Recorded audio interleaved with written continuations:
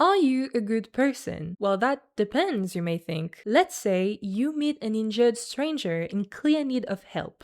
Do you help them or do you just let them die alone by themselves?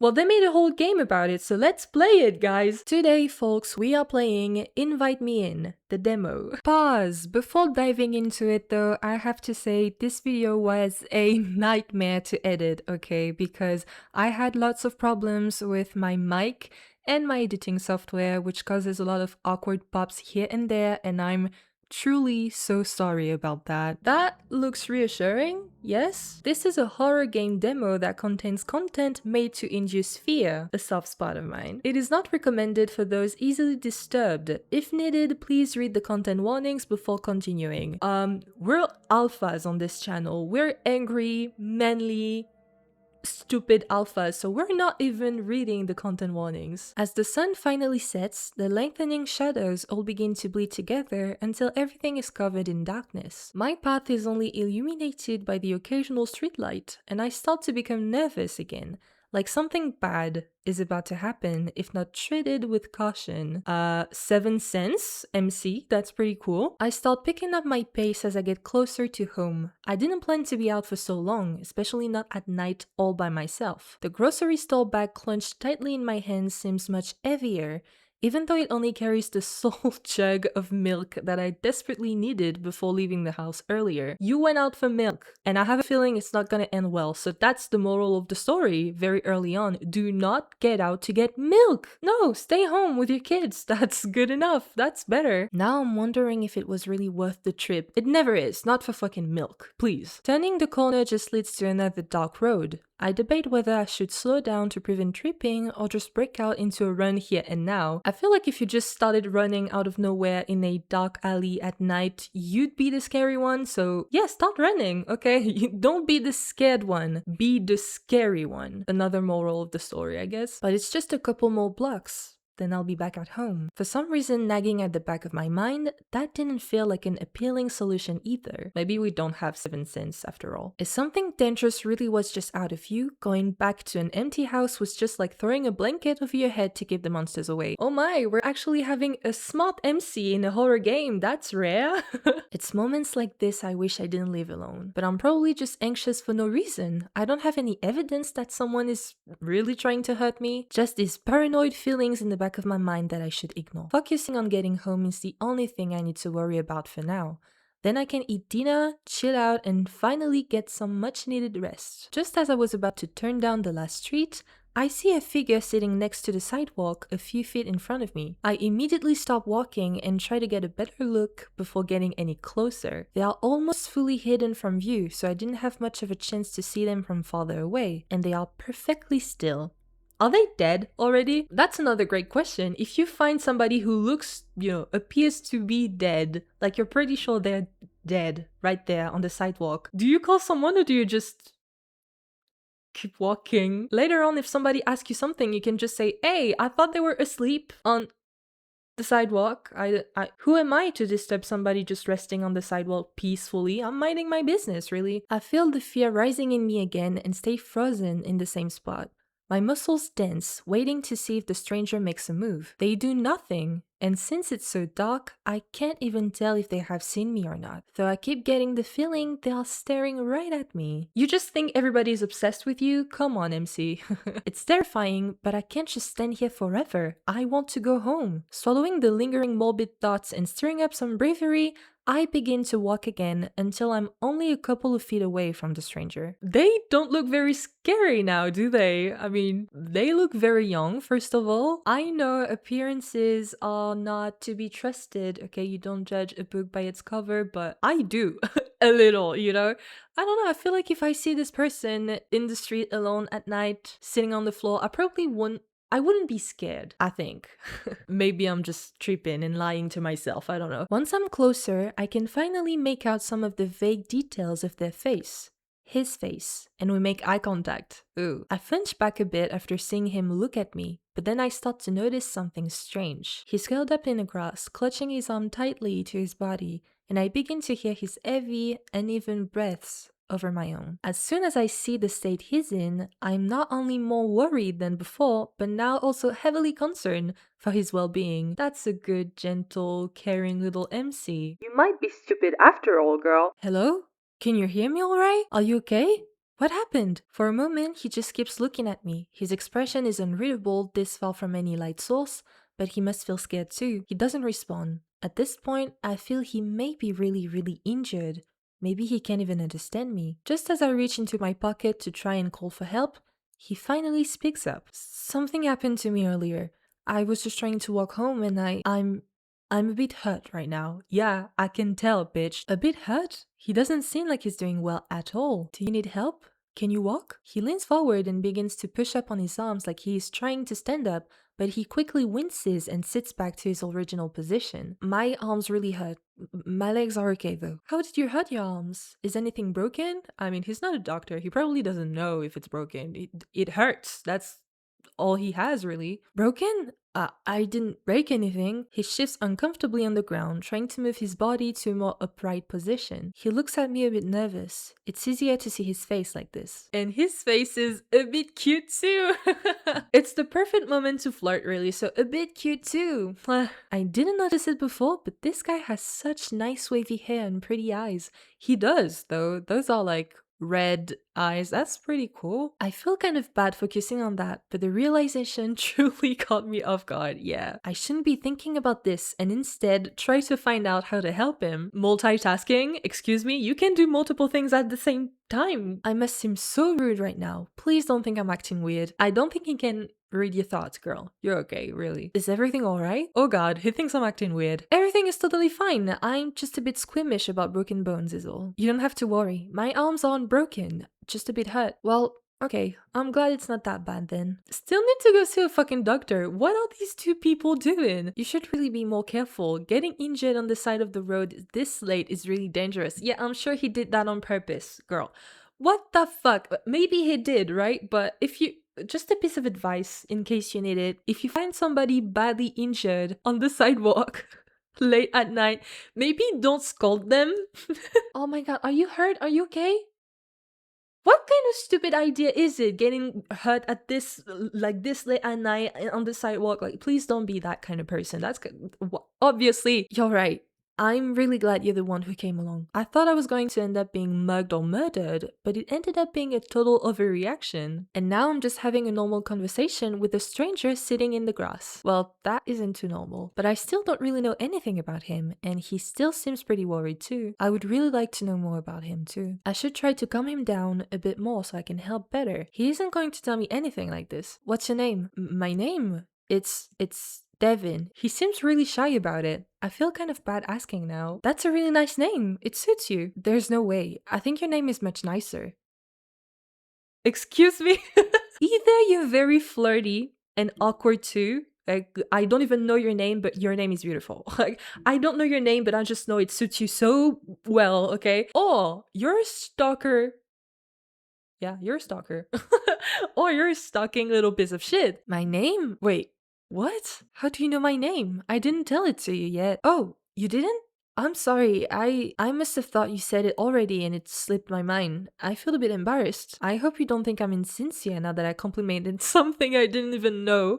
But I'm certain your name is nice. What a smooth talker, huh? That's all I was trying to say. Sorry to confuse you. It's fine. I was just a bit caught off guard. So, what is your name? I feel a bit hesitant to tell him now, but I really shouldn't fault him for an honest mistake. It's Oslo. Oslo. That is a nice name, just like I guessed. He looks off to the side, trying to distract himself. Talking to a stranger like me seems to make him pretty nervous. I would be shitting my pants if I were in his shoes, to be fair. And I don't know, why are we having a conversation like pretty cute, sure, but you should be calling for help. He's hurt. Like, as a sort of anxious reflex, he begins to mess with the sleeves of his sweater. He just ends up wincing in pain after pulling on them too hard. Seeing someone be miserable like this, I can't stop myself from asking him about it one more time. Do your arms still hurt to move? Yeah. Devyn tried to move his arms again, then gives up quickly. He pulls them back into his lap in a comforting position. Will he be able to make it back somewhere safe soon? It's horrible his Too much to even make it home. We are so not helping this fucking stranger. Like, please, you don't need to invite him in your house for a cup of tea, but you could call a doctor, an ambulance, something, call for some help. I don't know, 911, hello? I feel the best way to just hurry up this interaction is to help him out quickly, then head home. And the more he sits here in the dark, the more feelings of pity begin to surface. I feel bad just leaving you here like this. You should. Here, let me help you walk a bit closer to your house. You shouldn't have to sit here in the dark. My house is still a bit of a walk away. I should be fine. I feel better already after talking to you. At least let me walk you to a bench nearby to rest. It's better for you than just sitting on the ground. You'll help me? I really appreciate that. I just need some help standing up, then I'll be okay to move on my own. Helping him out seems like an easy enough offer, but actually finding a good way to lift him up gracefully was a harder task than I guessed. Setting down my grocery bag of lonely milk on the sidewalk, I walk a bit closer to Devyn. We both look at each other trying to figure out the best way to go about this. I want to lift him up without hurting him or making him uncomfortable. Eventually, he moves his legs until they are bent under him, almost in a kneeling position. Then I move beside him, wrapping my arms around his torso. As I increase the pressure of my hold on him, his breathing becomes even more labored and unsteady. His body becomes incredibly tense despite how carefully I try to lift. Are you okay? I'm trying not to touch your arms too much, but let me know if anything hurts. It really doesn't hurt that bad. I can barely feel it. Feeling a bit more reassured after knowing he's okay, I give one final lift until he's up on his feet. We did it! We are very polite. We are very kind. We are a good person, so we are going to ask, is there anything else I can do to help? I'm here if you need any. Before I can even finish what I was about to say, Devyn begins to wobble over after trying to stand on his own. I quickly reach back over to hold him steady, and he ends up leaning back into my arms, clutching my shoulders to keep from falling. What happened? Are you okay? Yeah, I'm okay. Are you sure? I can call someone for you or get you a ride to a clinic if something is wrong. That would be the very sensible thing to do since the very beginning, you little idiot. I think it's just my blood pressure after sitting there too long. I'm fine, honestly fine. Do you think you can try walking on your own? I think I need a bit more time before walking on my own. I can just sit back down if it's too much trouble for you. I'd be lying if I said I'm not a bit tempted to take him up on the offer, but a small sense of guilt stops me from being back on my promise to help him. It's not too much trouble at all. You little liar. If you're okay with it, you can lean on me while we walk to the bench. I don't know how much you feel like moving right now. If I have your support, I'll be okay to move. As long as you're touching me, I'll be fine. Isn't that a little bit strange? I think we know where this is going. Okay, we play those games times and times again all the time. We know where this is going. Okay, I'll try to walk slowly and not put too much strain on you again. We move in a side-by-side position where his arm is over my shoulder as I wrap my arm around his back. The walk continues at a steady pace as we get halfway down the street. I look over to glance at Devyn's face, which is completely pale with a small smile creeping onto his lips. The image is almost frightening with the state he's in, like he doesn't even know how bad his condition is. No, like he doesn't even care. He notices me staring, and his unreadable gaze meets mine in an instant. It feels like he can read every thought and intention running through my mind. Suddenly, his eyes soften as his grin turns more friendly, but the off-putting paleness is still there. You are really too kind to me, even helping me walk. As I said, no trouble. I have to force myself to turn away from him and continue to focus on walking. That's very true. Like, I don't know if you've ever met, maybe not a stalker, but just a very unsettling person. Like, you can tell something is kind of off without being able to tell what exactly. But a lot of time, personally, when it happened to me, meeting somebody that feels a bit unusual, it was so hard to pull myself away from them, just watching them, and it was weird. Okay, it was weird. I don't know if we can call that some sort of magnetism, but I can still feel him right next to me as my heart hammers faster in my chest, and I pray he doesn't notice. Maybe I'm just imagining it. Maybe it's because we've met in such a weird situation, but he looks at me differently than anyone else I've ever met, and I wonder if it's really such a bad thing. Girl, are you desperate for attention that badly? Seriously? I strengthen my resolve and begin to push forward again. We finally get to the end of the street and turn the last corner. The bench is just a few feet away. Here we are. You should be able to rest right over there. He seems a bit shaken up still, but he's much better off on a clean bench near a street light than on the ground in the dark. Thank you for taking me all the way here. It was so considerate of you. Even though Devyn says that, he doesn't look relieved at all. I feel a bit guilty ending it like this, but just how much more can I really do? 911? I'm glad I could help. I really hope you feel better soon. It was nice to meet you, Devyn. Just as I'm about to walk away, his hand suddenly grabs mine. I can't with this bullshit. I mean, maybe he's just hurting very badly. I immediately turn around and hold his hand in my own while trying to be gentle with his arms. What do you need? Did you change your mind about calling for some help or going to the doctor? I don't want you to suffer alone, so I don't mind waiting here with you. Devyn looks up at me with wide eyes, like he wasn't expecting this at all. As I begin to sit down on the bench next to him, he finally pulls his hand away and stops me. No, I didn't change my mind. Thank you though. I just wanted to let you know I want you to know you left your milk behind earlier when helping me, and you probably don't want to forget that. Sure. Okay, the whole fucking reason we were out to begin with, maybe let's not forget that. We paid for that fucking milk, so let's let's get it back. Thank you, Devyn. I guess I got so distracted helping you, I almost didn't remember to go back for it. Thanks for reminding me, Devyn. What would I have done without you? He quickly becomes flustered again and shakes his head a bit. Didn't you say I'm the reason you got distracted in the first place? Maybe so, but it wasn't like you did that on purpose, so I'd still say you're pretty helpful. Devyn looks off to the side, a bit embarrassed. I'm going to go grab my milk now, but let me know if you need anything else. I give a small wave and start to jog towards the corner we just came from. Something fell on my balcony. Did you hear that? I make a turn and begin walking back down the previous road to where I left my milk. It only takes me a few seconds to find the lonely bag sitting on the sidewalk. That's a big fucking jug of milk, alright. I scoop up the bag into my arms and start heading back. I should really say bye to Devyn before heading home and check on him one last time. I run back to the bench and see him sitting there just as I left him. Well, something seems a bit off. He seems just as unwell as ever. In fact, he's not even looking at me now. Is he ready for me to just leave now, or does he even know I'm here? I step a bit closer so I'm right in front of him, and I try to duck down to get one last look at his face. Well, I got my milk, so I guess I'll be heading back home now. As I said before, it was nice to meet you. Get home safe, alright? Just as I'm about to leave, I finally notice the dark stains forming all over his sleeves and onto the rest of his clothes. Earlier, they were small enough that they could be mistaken for shadows, especially in the dim light, but now it seemed much more obvious. Is that blood? He was bleeding. He was bleeding so much. It didn't seem possible. How did I not notice how bad it was? You need to get to the hospital immediately. I'll call an ambulance. Why didn't you tell me you were bleeding this much? What happened to you? It's just a little bit of blood. A bit of blood? This seems like much more than a bit. Is it really that bad? Are you worried about me? Are you worried about me, Pookie? Girl, you know what? Die.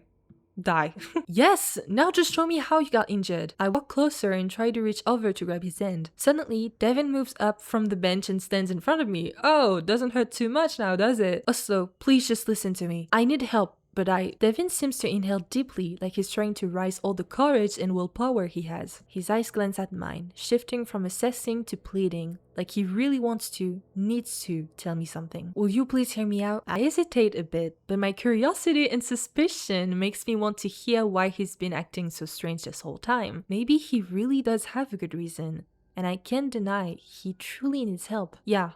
I'll listen. Devyn steps a bit more into the light and raises his arms halfway into the air. It's like he's trying to reveal the injury without moving his sleeves, like he's trying to shield me from just how bad it is. All I see is more blood, and he seems to sense my concern. I didn't want to worry you too much, but it seems the state I'm in looks quite bad. To be honest, it hurts really bad too. I didn't want you to know. My arms are so much worse than I let on. Then why don't you let me call for help? Someone did this to me. They were trying to hurt me. Someone hurt you? Who? Devyn looks at me with a pained expression. Then he stares at his arms again, looking at the stains forming along his sleeves. A stalker. Really? Is that so? A stalker? What? Are you being serious right now? I feel my blood begin to run cold. Out of all things, a stalker. It's true. I didn't really know what was happening until it was too late. Next thing I know, I'm on the side of the street and bleeding. My arms hurt so much, but I couldn't move. I was afraid I was going to be found again and killed. But then you found me instead, and I felt safe. I hope you understand. but I really can't go to the hospital like this. I can tell my attacker would know that's where I'd need to go and they'd try to find me there. So I'm too afraid. Just the thought of it happening. I was about to argue with Devyn, but seeing the fear in his eyes and the way his body is shaking, I don't have the heart to disagree. Somebody get him a Grammy. That's the best performance of the year. It's okay, Devyn. I understand. You're not going to call for help, right? No, not if you don't want me to. But why can't we call the police? You might be in real danger. Police.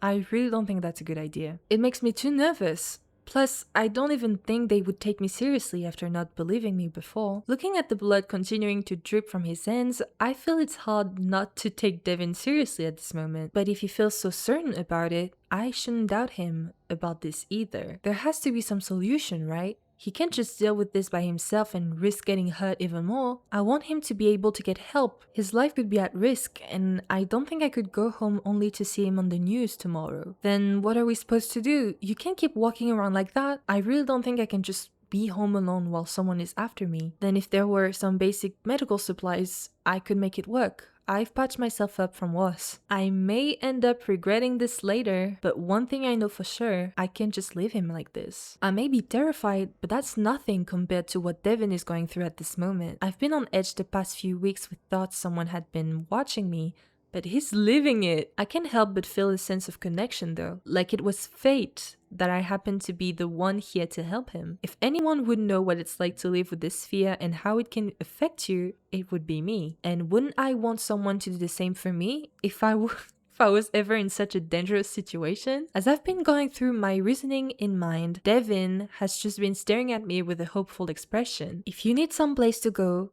you can come to my house. Really?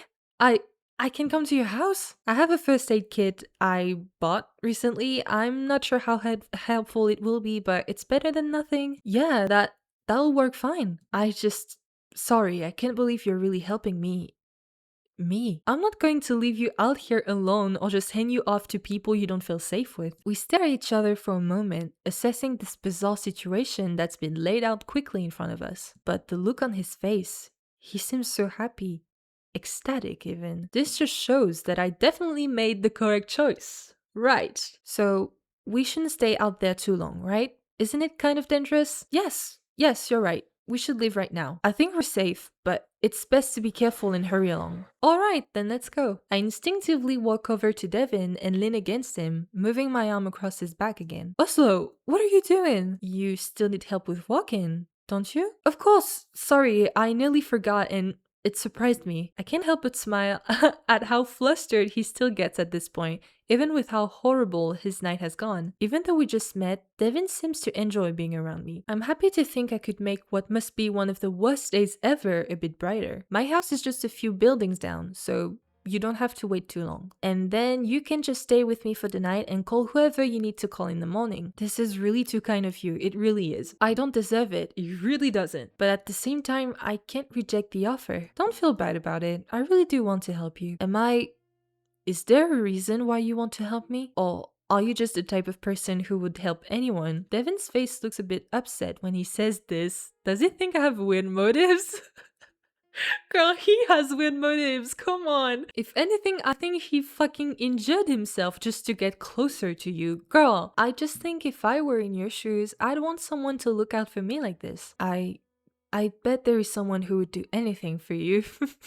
But who could that be? The strange compliment makes my heart thump quickly in my chest. I try to ignore it, but it's soon all I hear. It makes me feel a bit happy in some way, and I get flustered myself. To distract myself from the noise in my own head, I look out into the darkness, trying to search for any stalking figures. For the past few weeks, I've constantly been seeing moving shadows and feeling eyes on the back of my head. But for the first time in a while, I don't feel anything at all. I feel safer. And you've never been in such grand danger, lady. Never. And as I finally see the front of my house in view, I think the rest of this wide night is going to actually be okay. You have reached the end of the demo! No! I think you know what I'm about to say. At this point, it's kind of my catchphrase, you know, I don't know what to say.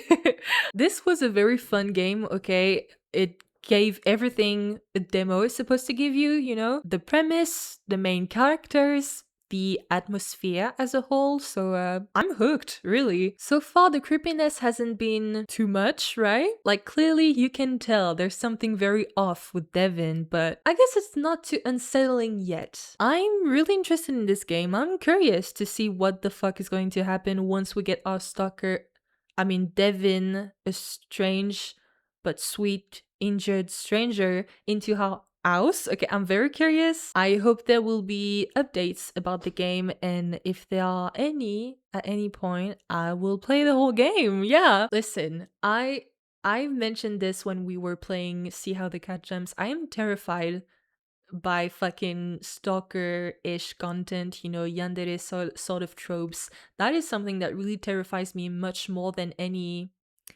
supernatural events, because those could happen to anybody in real life, I don't really believe I'll ever be abducted by fucking aliens, but a stalker, a pervert watching me without me knowing it, that could happen, that's a real thing that could happen.